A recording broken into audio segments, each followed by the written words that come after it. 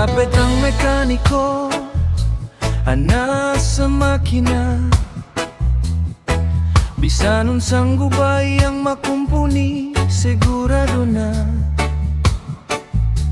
Apan sa dihang niabot si Rosa iyang atubangan. Ang iyang timing na usab ang kasing-kasing naratlan. Dili na piston o spark plug ang iyang huna-huna, kundi ang pahiyom ni Ros nga murag bituon sa buntag. Bisan o puno sa grasa ang iyang mga kamot, inigunit ni Moros ang kalibutan, murag muhunong sa pagtuyo. Dili ka troubleshot, kundi ang akong smooth ride.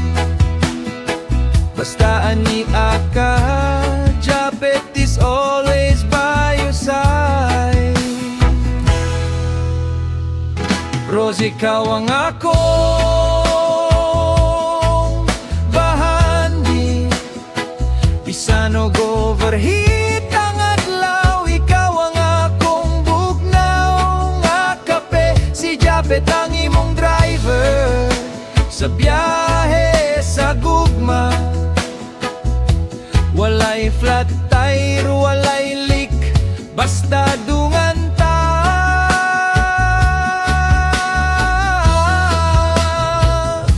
Dili ni drawing, dili ni backjob ang akong saan.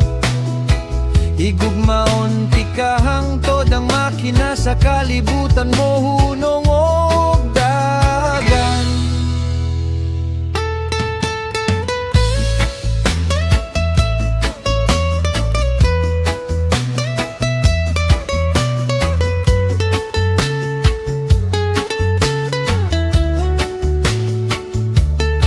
Kung ang manok sa sabungan na ay conditioning, si Japet pud sa imong gugma sige practicing.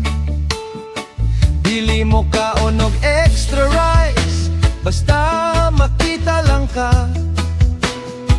Kaya ang imong gugma maabusog na labaw pa sa humba.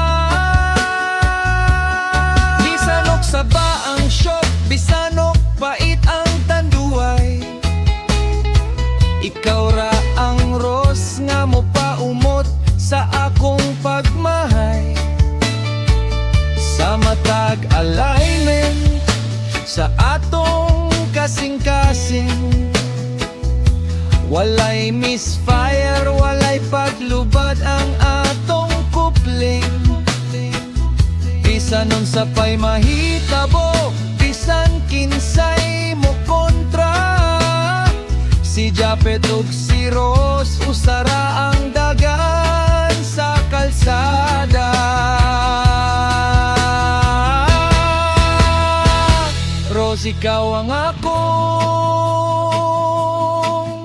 bahandi.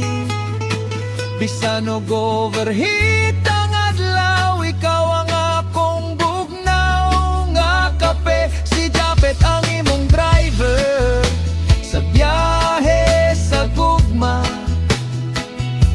Walay flat tire, walay leak, basta dungan ta.